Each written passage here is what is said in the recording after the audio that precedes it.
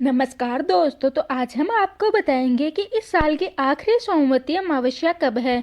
साथ ही हम आपको सोमवती अमावस्या की पौराणिक कथा भी सुनाएंगे। सनातन धर्म में अमावस्या का बहुत बड़ा महत्व होता है, क्योंकि यह सबसे महत्वपूर्ण दिनों में से एक मानी जाती है, जो कि पितरों को समर्पित है। अमावस्या के दिन लोग अपने पूर्वजों की पूजा करते हैं और उनका आशीर्वाद प्राप्त करते हैं। इस दिन को कई आध्यात्मिक व धार्मिक गतिविधियों, संस्कारों और प्रथाओं के लिए शुभ माना जाता है। हिंदू पंचांग के अनुसार दिसंबर महीने में पौष अमावस्या 30 दिसंबर 2024 को मनाई जाएगी। इस पावन तिथि पर एक दुर्लभ संयोग भी बन रहा है, इस वजह से इसका महत्व और भी अधिक बढ़ जाता है। तो चलिए अब हम आपको बताते हैं इस महासंयोग के बारे में। हिंदू पंचांग के अनुसार साल की अंतिम अमावस्या इस बार बहुत ही खास मानी जा रही है, क्योंकि यह सोमवार को पड़ रही है। वहीं इसके साथ ही वर्धी योग का भी शुभ संयोग बन रहा है। यह सुबह से लेकर रात को 8:32 तक रहेगी। कहते हैं कि इस दौरान किसी भी प्रकार का कार्य करने से सफलता मिलती है। इसके साथ ही शिव पार्वती की कृपा भी हम पर बनी रहती है और इसके अलावा अन्न और धन में भी बढ़ोतरी होती है। चलिए अब हम आपको बताते हैं इस अमावस्या के स्नान दान का समय। हिंदू पंचांग के अनुसार ब्रह्म मुहूर्त 5:16 से 6:11 तक रहेगा। इसके बाद अभिजीत मुहूर्त सुबह 11:54 से दोपहर को 12:35 तक रहेगा। फिर विजय मुहूर्त दोपहर को 2:07 से 2:39 तक रहेगा। और अब हम आपको सुनाएंगे सोमवती अमावस्या की पौराणिक कथा। कि नगर में एक गरीब ब्राह्मण परिवार रहा करता था। उस परिवार में पति पत्नी के अलावा एक पुत्री भी थी। वह पुत्री धीरे धीरे शादी के योग्य हो गई। वह लड़की बहुत ही सुंदर, संस्कारवान और गुणवान थी, किंतु गरीब होने के कारण उसका विवाह नहीं हो पा रहा था। एक दिन उस ब्राह्मण के घर में एक साधु महाराज पधारे, तो उस कन्या के स्वभाव से वह बहुत ज्यादा प्रसन्न हुए और कन्या को लंबी आयु का आशीर्वाद देते हुए साधु ने कहा कि इस कन्या की हथेली में विवाह का योग नहीं है। ब्राह्मण दंपति ने साधु से इसका उपाय पूछा। कहा कि हमारी बेटी ऐसा क्या करे जिसके इसके हाथ में विवाह योग बन जाए। साधु ने कुछ देर विचार किया। इसके बाद अपनी अंतर्दृष्टि से ध्यान करके बताया कि कुछ दूरी पर एक गांव है, जहां सोना नाम की एक धोबिन रहती है।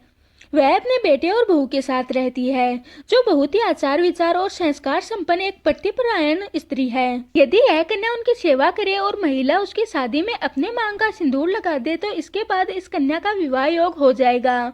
साथ ही साधु ने यह भी बताया कि वह महिला कहीं आती जाती नहीं है। यह सुनकर ब्राह्मणी ने अपनी बेटी से धोबिन की सेवा करने की बात कही। अगले दिन कन्या प्रातःकाल ही उठकर सोना धोबिन के घर जाकर साफ सफाई करने लगी, लेकिन वह सोना धोबिन को कुछ भी बताकर नहीं आती, चुपके से काम कर कर वापिस आ जाती। कई दिनों बाद धोबिन ने देखा कि एक कन्या मुंह अंधेरे घर में आती है और सारे काम करके चली जाती है। जब वह जाने लगी तो सोना धोबिन उसके पैरों में गिर पड़ी और पूछने लगे कि आप कौन हो, इस तरह छुपकर मेरे घर की चाकरी क्यों करती हो। तब कन्या ने साधु द्वारा कही गई सारी बात उसको बता दी।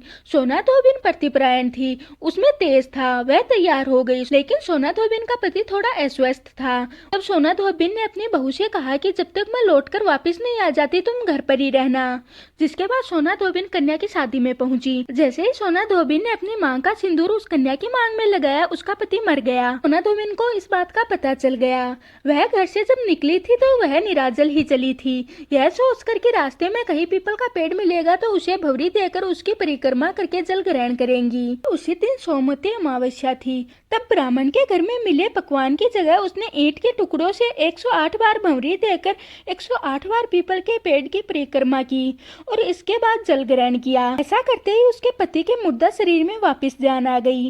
धोबिन का पति वापस जीवित हो उठा। इसलिए सोमवती अमावस्या के दिन से शुरू करके जो व्यक्ति हर अमावस्या के दिन भवरी देता है, उसके सुख और सौभाग्य में वृद्धि होती है। पीपल के पेड़ में सभी देवताओं का वास होता है। जो व्यक्ति हर अमावस्या को न कर सके, वह सोमवार को पड़ने वाली अमावस्या के दिन 108 वस्तुओं की भवरी देकर सोना धोबिन और गौरी शंकर का पूजन करता है, तो उसे अखंड सौभाग्य की प्राप्ति होती है। ऐसी प्रचलित परंपरा है कि पहले सोमवती अमावस्या के दिन दान, पान, हल्दी, सिंदूर और भवरी दी जाती है। इसके बाद की सोमवती अमावस्या को अपने सामर्थ्य के हिसाब से फल, मिठाई, सुहाग सामग्री, खाने की सामग्री इत्यादि की भवरी दी जाती है और फिर भवरी पर चढ़ाया गया सामान किसी सुपात्र ब्राह्मण, ननंद या भांजे को दिया जाता है। तो आज की हमारी वीडियो यहीं तक की थी। मैं आशा करती हूँ कि आज की हमारी वीडियो आपको पसंद आई होगी। अब हम मिलते हैं किसी और वीडियो के साथ।